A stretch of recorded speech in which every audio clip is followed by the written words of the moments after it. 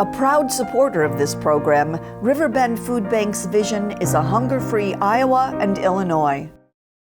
Whelan Presley Funeral Home and Crematory has been serving Quad City families since 1889. Whelan Presley Funeral Homes are located in Rock Island, Milan, and Reynolds and are proud supporters of WQPT. It's time for Festival of Trees. We'll take a look at the group that benefits the most and brings the arts to all of us, plus celebrating America's test kitchen in the cities.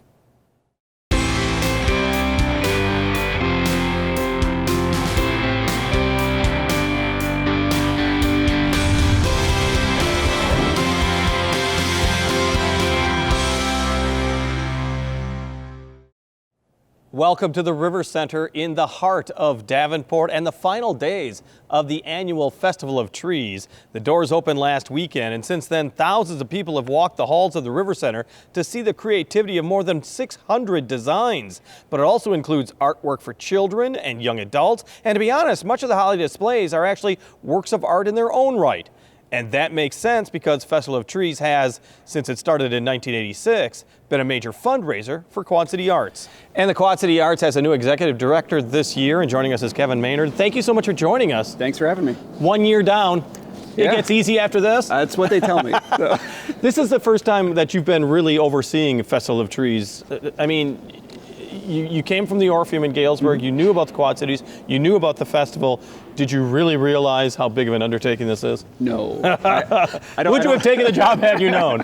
I think so, yeah. Okay, good. I don't think anybody quite realizes just how much goes into the Festival of Trees.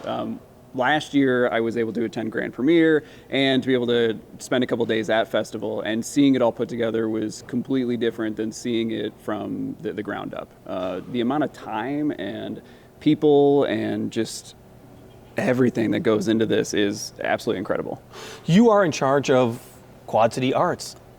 A lot of people might not think of this as arts. Well, I would say take a look around. Yeah. There's some incredible decorations. There's also a center stage which has a number of performers, and there's some incredible artistic people in the Quad Cities we're able to showcase at this event. This is obviously the major fundraiser for Quad City Arts. I think a lot of people just kind of look at the trees and not really realize the impact that all of these trees, all of these designs have.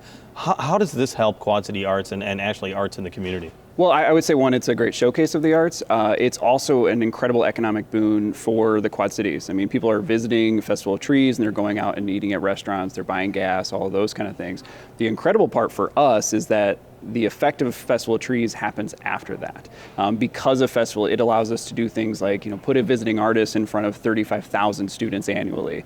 It helps us put up sculptures throughout the Quad Cities. It helps us employ Metro art students to create murals and other arts, and help put up 2 galleries, and that list goes on and on and on. It has an incredible impact on our organization. And can't be taken lightly. It can't be taken for granted by the arts community. Is that it does fund so many different facets of arts in our area. Correct, yeah.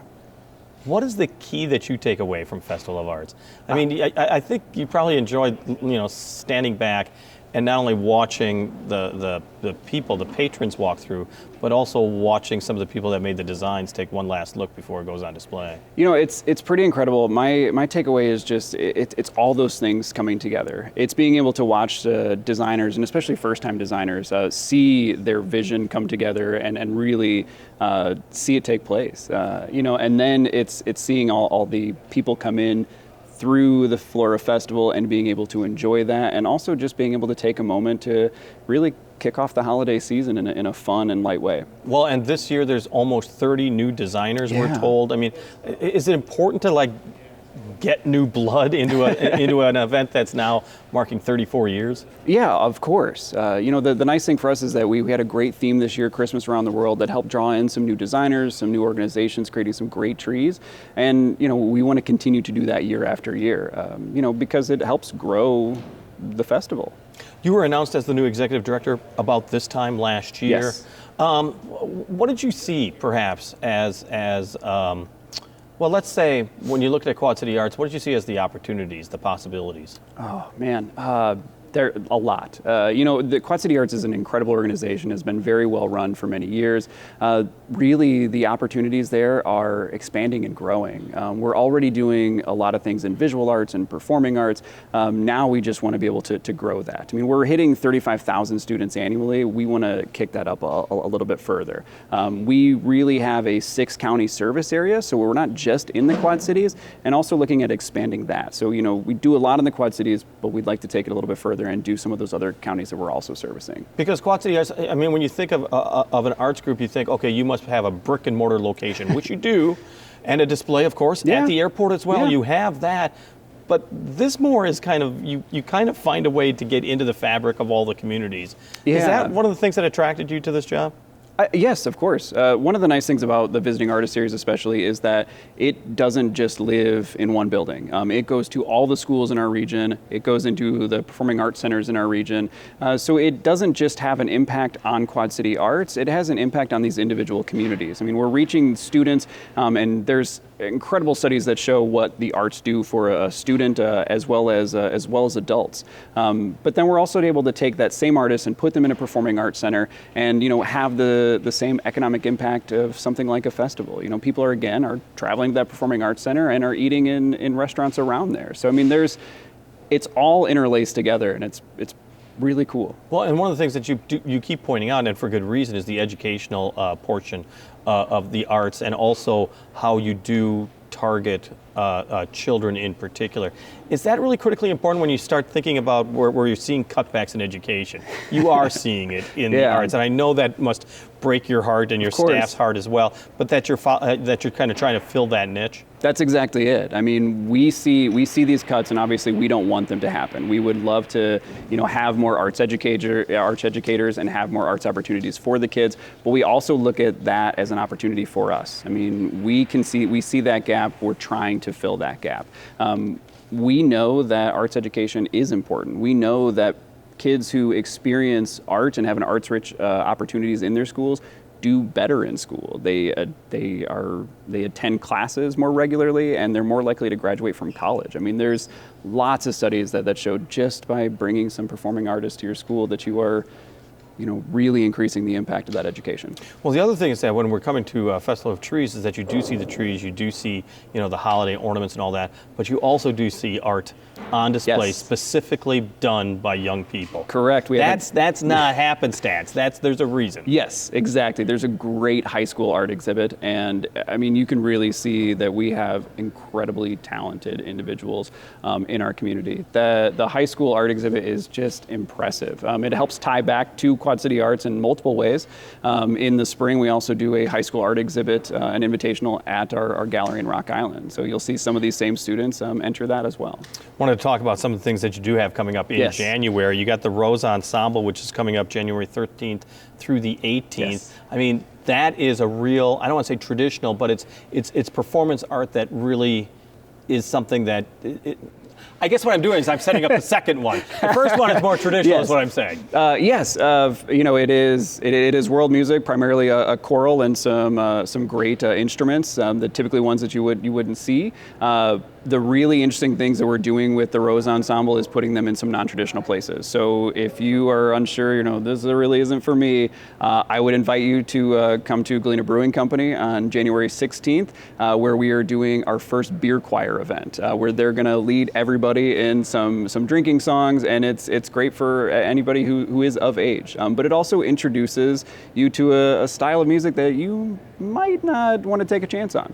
Beer choir. Beer choir. We've all been in a beer choir at one point or another, I would say. But the other one that I wanted to point out that I thought was also very non-traditional is the Chicago Dance Crash. Yes. That's coming up towards the end of the month, the 21st through the 28th of January. You know what? If you want to talk about getting kids enthused about the arts, that, once again, was your target audience. Hip-hop dance for Chicago Dance Crash. It's all hip-hop artists, and they do really great performances for the kids. And for kids, like, this is what they want to see. It's what they want to experience. The other interesting aspect of that is we tend to, in schools, we tend to be very traditional.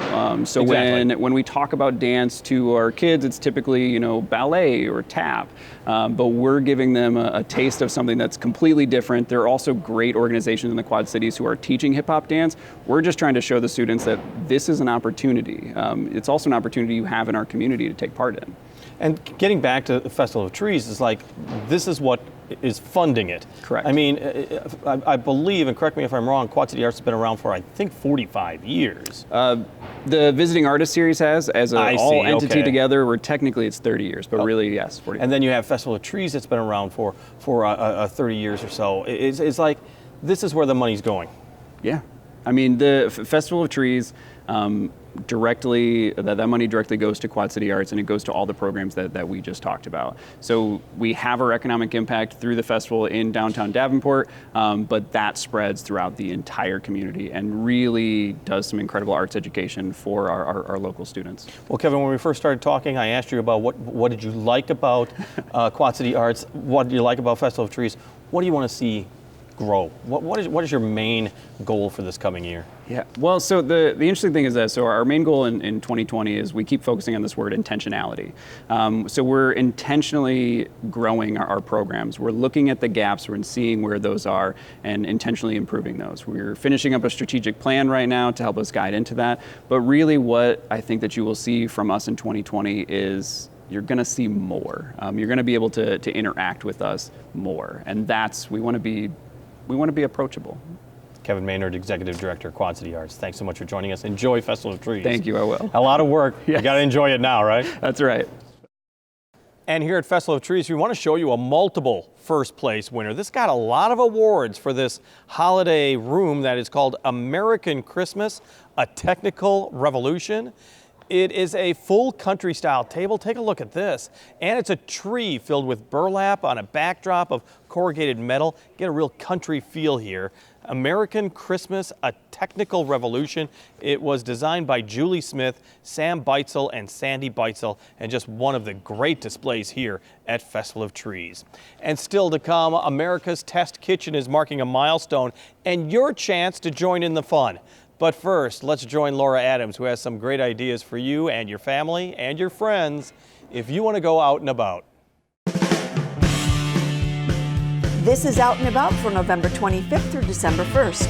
Experience the magic of the Festival of Trees running through December 1st. It's also time for Umarknad, a Christmas market in Bishop Hill through December 8th, while the Dan Nagel Walnut Grove Pioneer Village holds their annual Christmas walk on December 1st. Plus, two of our area's historic houses are decked out for the holiday season. The annual 19th Century Christmas takes place at the Butterworth Center and Dear Wyman House on the 1st, while the Hawberg Estate holds their annual Winter in Bloom Holiday Open House on the 1st from 12 to 5. The Rust Belt in Silvis hosts their inaugural Frogtown Craft Beer Festival on November 30th from 1 to 4, or check out the winter happenings at the Silvis Library like the Winter Reading Challenge kicking off on December 2nd. Pop-up vendors sell their wares at It's Sweet and Savory Saturday at the German American Heritage Center November 30th from 11 to 1, while Blackhawk College Chamber Music hold a recital on November 25th at 7 at the college. Circa 21 continues with Elf the Musical, and for kids they're presenting the children's holiday musical Mr. Scrooge. And the Big River Brass Band perform their Christmas concert at St. Paul Lutheran Church in Davenport on December 1st at 3.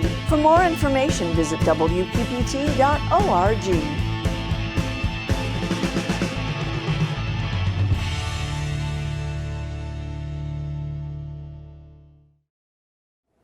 Thank you, Laura. And if you know one thing about the holidays, all roads lead home, especially for the holidays. And that is the theme right here, the first place winner among the hearth and home displays, with the must-have radio flyer wagon, the black and white ribbons, and the snow-dusted shoes by the fireplace, just waiting for you to come home. All roads lead home. Hearth and Home, Lois Foley and Lisa Contreras, both the designers for that. Well, it's not the Christmas season at WQPT without songs from the Quad Cities' first family of gospel music. So here's the Westbrook Singers with Hark the Herald Angels Sing.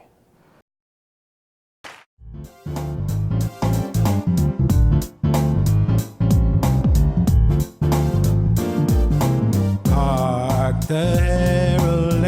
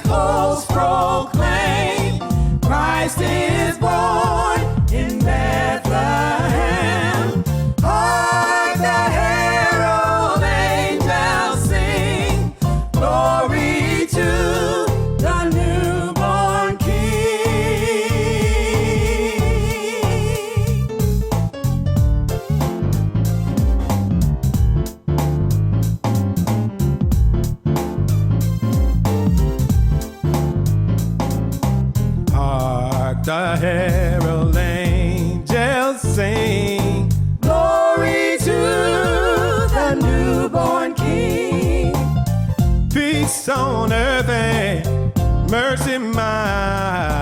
God and sinners reconciled, joyful all ye nations rise, join the triumph of the skies, with angelic hosts proclaim, Christ is born in Bethlehem.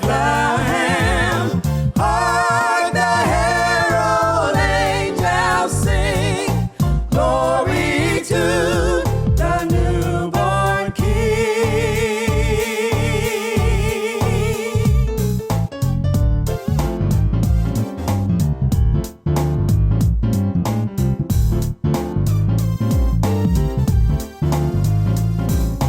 Glory,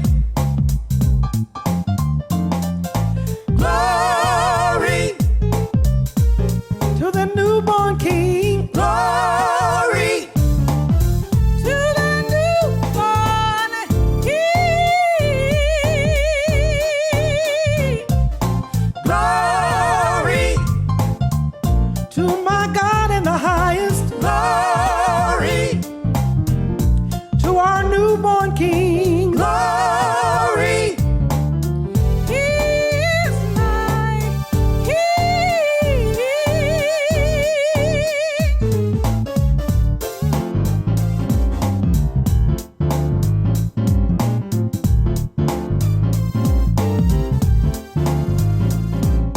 Joy to the world, the Lord is come. Let earth receive her King. Glory to the Lord in the highest. Glory to our newborn King. Glory, hallelujah to the newborn King. Glory to the Lord in the highest. Glory to that newborn King. Glory, He is my King.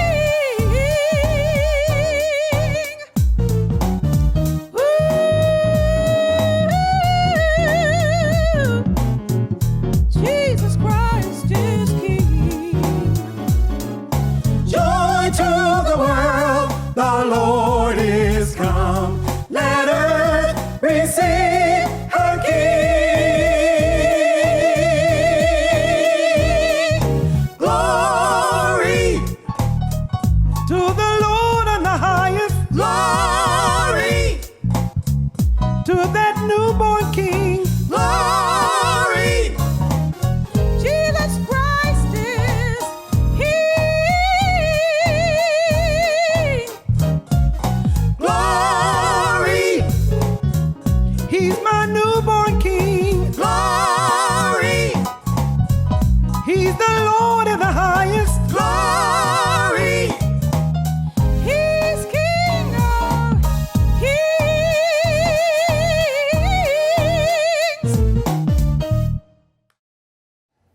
That's the Westbrook Singers and Hark the Herald Angels Sing.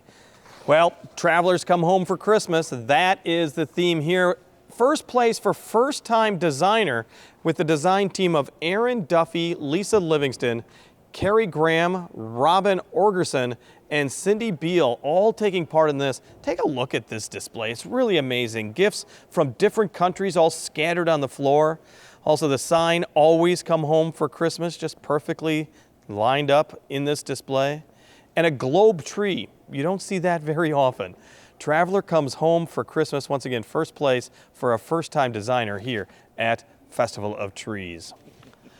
December marks the 20th anniversary, actually, of America's Test Kitchen, and whether you wanted to try to find a new recipe or perhaps try out a new gadget or even kind of compare different ingredients and find out which one you get the better value for the money, that is the program to watch, America's Test Kitchen. And WQPT is going to celebrate this a little bit more in the days ahead. And joining us is WQPT Education Outreach Director Michael Carton. First off, you know what? PBS, WQPT, and cooking shows just seem to, you go back to Julia Child and all that, there's just something that people really enjoy that type of programming. It's absolutely true. They love learning when they're watching the cooking shows. A lot of shows on other channels might do the competitions, but on PBS shows like America's Test Kitchen, it's all about educating the viewer and making sure that they do a good job when they're making the recipes that they're trying on the show. Because it really does live up to its name. I mean, it's more than just, showing how somebody makes a souffle. It actually is like the gadgets and as I was saying, the ingredients and taking a look. Is that what you've heard from people, is that's what they really like about this program? Exactly. And they take the time to actually test it. It's actually a 60,000 square foot facility in Boston, and 15,000 of that square footage is all based on the test kitchen area. And so they test things 30, 40, 100 different times before they even put it on air or put it in a cookbook. And people love the fact that they know when they watch the show that what could go wrong has already been told to them, and if it does go wrong, they know why it went wrong. And so hopefully it doesn't go wrong when it ends up in your test kitchen as well. What is WQPT doing to mark this anniversary? So we're going to have a special event at Scott Community College's Culinary Arts Building on December 5th at 6 p.m.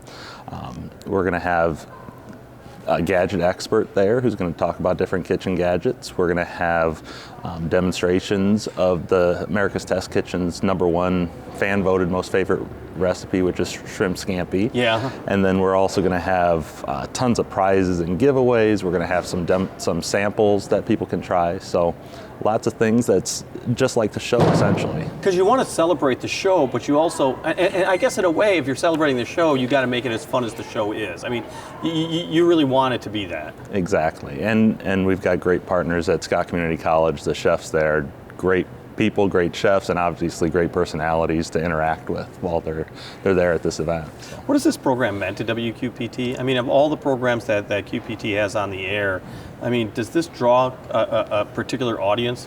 It definitely draws a unique audience because you get kids who are younger who just want to learn more about the science aspect of cooking, to older folks who want to try a new recipe that they've never tried before. And so it draws a wide range of people, and people love it. I think it's interesting also because you have in here inspiring confidence, community, and creativity in the kitchen.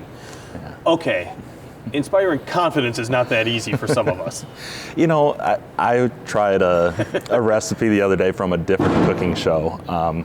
It was over the Halloween area time frame, and it was candy corn. And I thought, it looks so easy to do it on TV. And yeah. I went and did it, and it was awful. It turned out terrible. and then I realized, it's because they're not giving you the full aspect, the what can go wrong. And talking about inspiring confidence, the show tells you what could go wrong and why it could go wrong and what you need to do to prepare for it so it doesn't go wrong.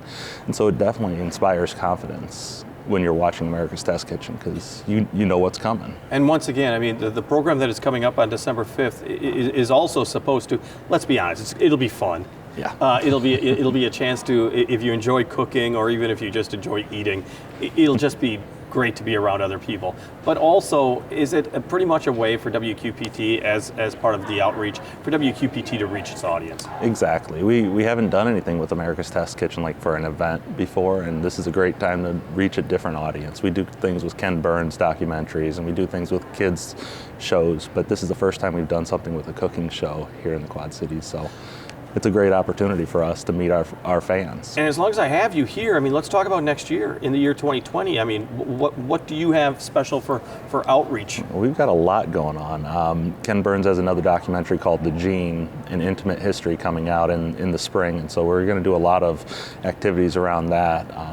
It's all about human genetics and the history of genetics. And we've got an event at the Putnam coming up, an event at the Figge Art Museum. We've got an event at the Butterworth Center, all coming up in the spring, and an art show at Western Illinois University. So how key are these partnerships?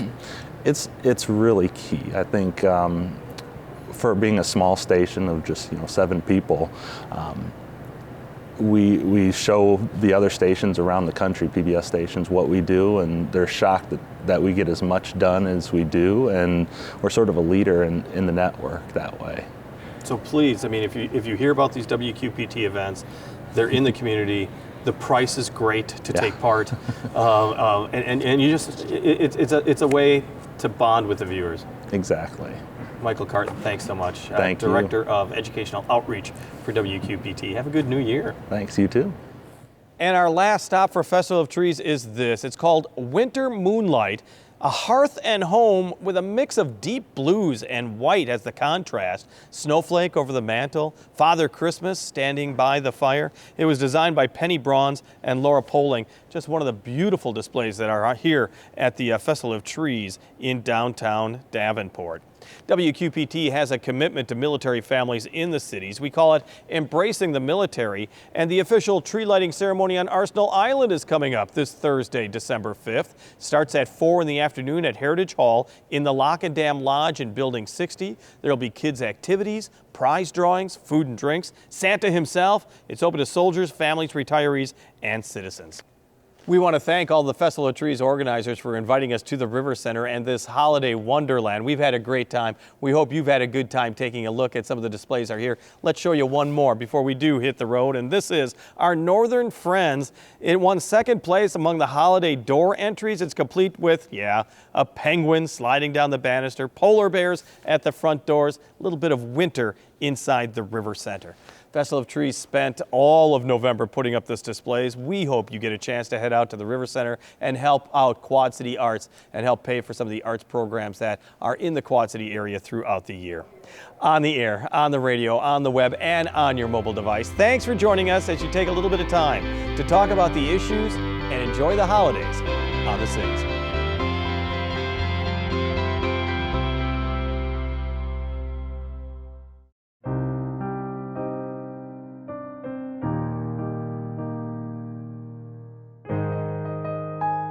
A proud supporter of this program, Riverbend Food Bank's vision is a hunger-free Iowa and Illinois.